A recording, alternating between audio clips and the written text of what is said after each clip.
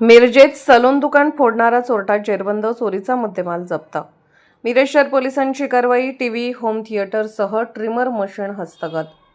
मिरज शहरातील station road परिसरातील एका सलून दुकानात घरफोडी करणाऱ्या चोरट्याला मिरज शहर पोलिसांनी ताब्यात घेत चोरीचा संपूर्ण मुद्देमाल जप्त केला आहे। पोलिसांनी दिलेल्या माहितीनुसार फिर्यादी संतोष परसराम काळे यांच्या स्टेशन रोडवरील एपी बेकरी समोरील पीके जेंट्स पार्लर या सलून दुकानाचे कुलूप फोडून 18 जुलैच्या मध्यरात्री ते सकाळच्या दरम्यान अज्ञात चोरट्याने दुकानात प्रवेश केला। यावेळी 32 इंची LED टीव्ही, होम थिएटर आणि 2 ट्रिमर मशीन असा एकूण 11,500 रुपयांचा मुद्देमाल चोरून नेण्यात आला होता। या प्रकरणी मिरज शहर पोलीस ठाण्यात घरफोडीचा गुन्हा दाखल करण्यात आला होता। तपासादरम्यान गुन्हे प्रकटीकरण शाखेतील पोलीस कर्मचारी श्रीकांत केंगार यांना मिळालेल्या गोपनीय माहितीच्या आधारे शब्बीर पीरबाबा फकीर वय 24 राहणार खाजा बस्ती मिरज याला ताब्यात घेण्यात आले। चौकशी दरम्यान आरोपीने दुकान फोडल्याची कबुली दिली।